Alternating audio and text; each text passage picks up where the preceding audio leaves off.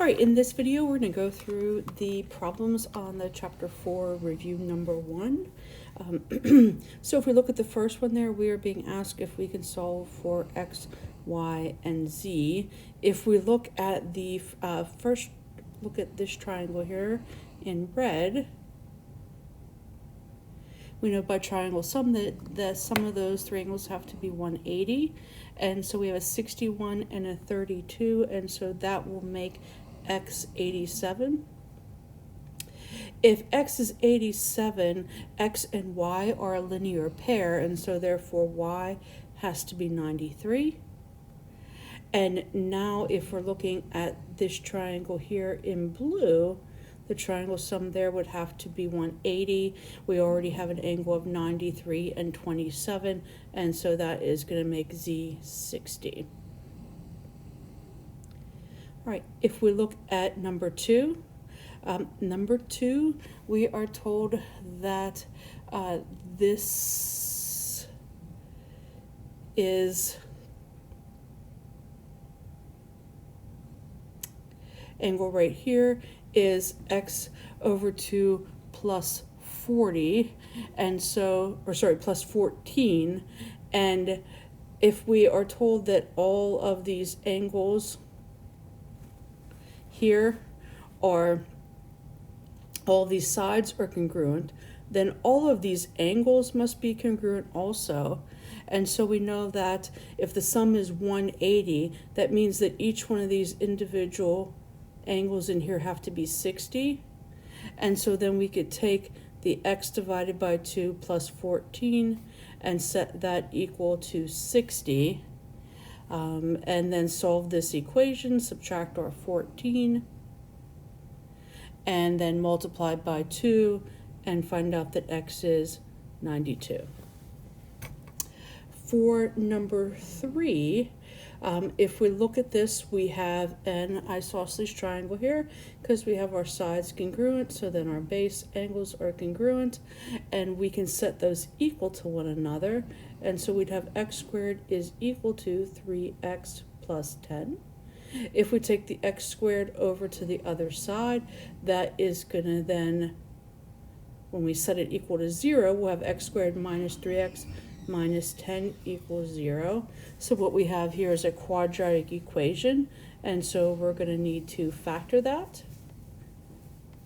And so two numbers that multiply to a negative 10, one positive and one negative, that then have a sum of negative 3, and so that would be negative 5 and positive 2. And if we solve each of those equations, we will see that x is going to be equal to negative 2, 5. And if we look at number 4, we have all three angles congruent, so then we know all three sides. And so if we look at this, we're going to be able to set 5 halves x minus 5 equal to 2x.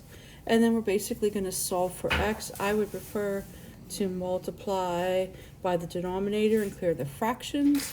That will give me 5x minus 10 is equal to 4x. And then if I solve that, I'm going to get that x is equal to 10. Okay. If we look down, let me move this up a little bit here.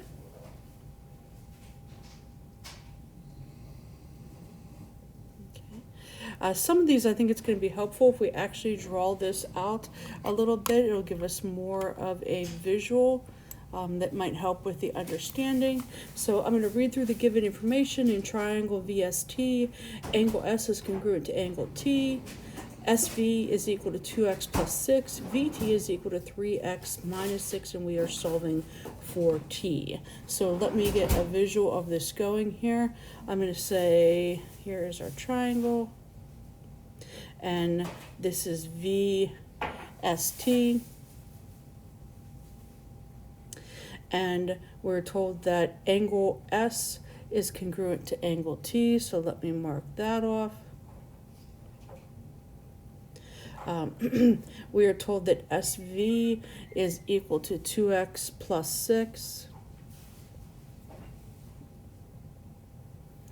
and that VT is equal to 3x minus 6. And so if we look at this, at our triangle here, since we have these angles that are congruent, this must be an isosceles triangle, with V being the vertex angle and S and T being the base angle, so therefore these sides would be congruent.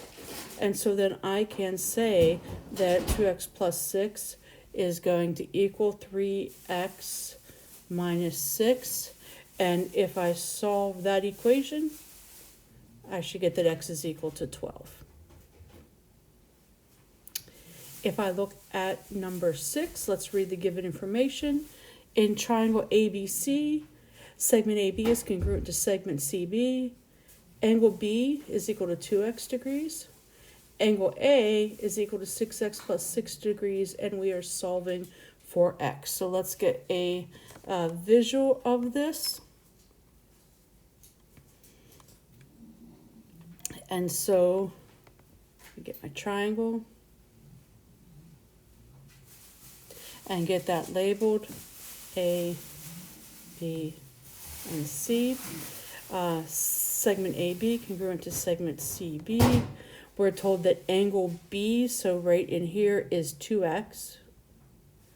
And that angle A, I'm going to kind of just go like this and put it over here since I can't fit it in there, is 6x plus 6. And if we look at what's given to us, then what we would know is that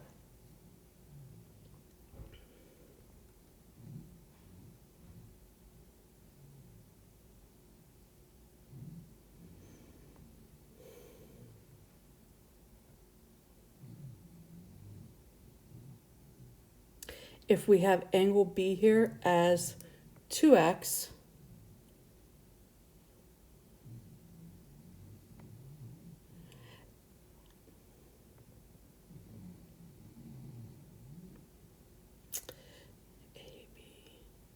I think that when I mark this, give me 1 second here, I made a little mistake. I think I read it and then I wrote it wrong, that this,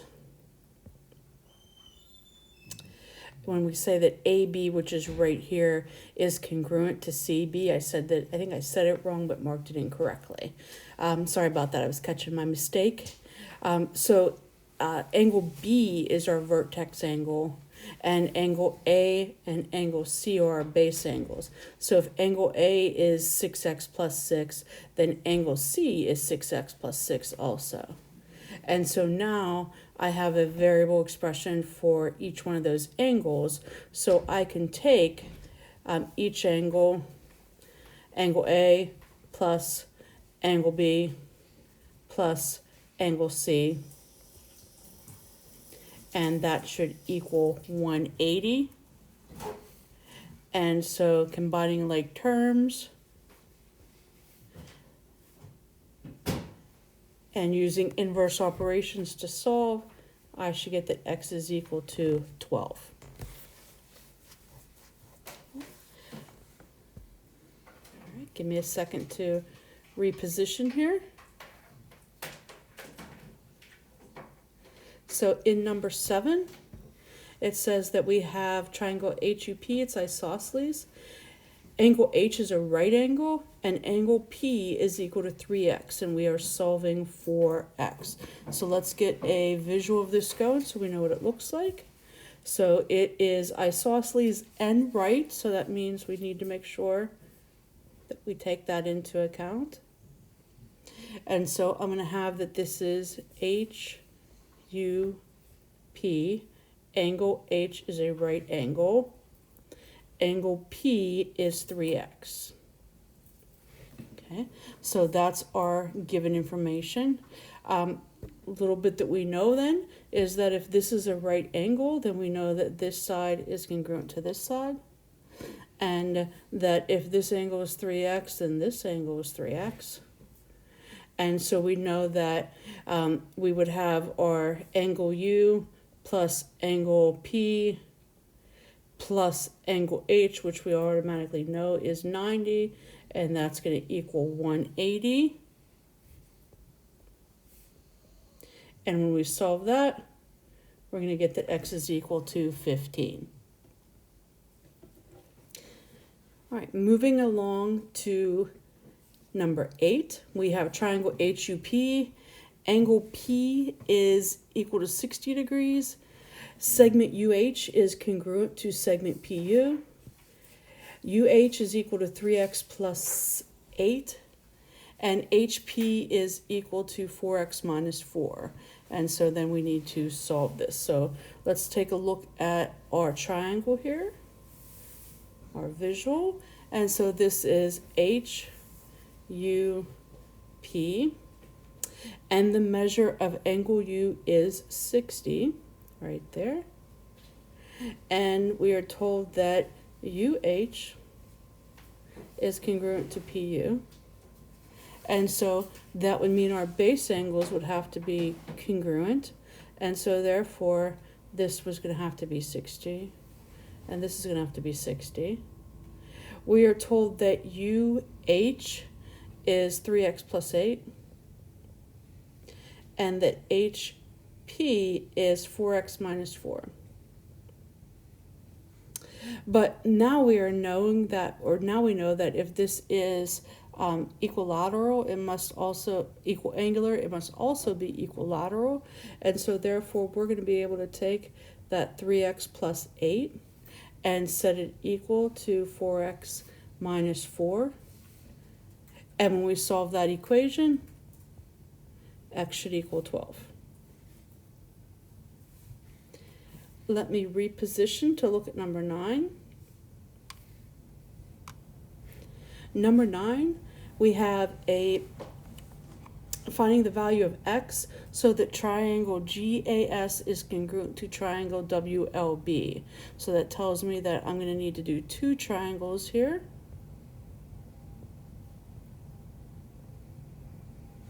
And so I'm going to start with triangle GAS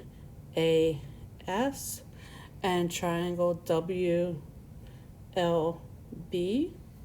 Angle G is 45 degrees.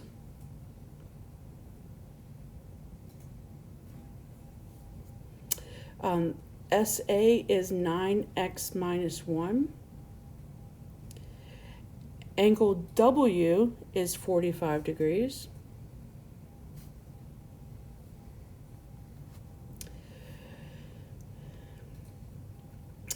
GS is 44, segment GS, and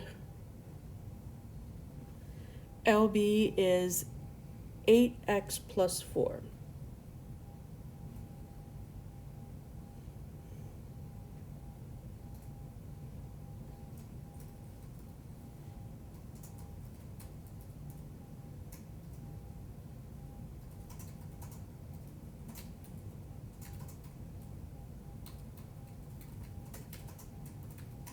And so if we're looking to be able to find a value of x so that those two things are congruent, if we look at that, then we can see that here AS and LB right there, that those should be congruent to each other. So I'm going to take this side here and that side, and I'm going to say that 9x minus 1 is going to equal 8x plus 4. And then I'm going to solve that equation, and x will equal 5.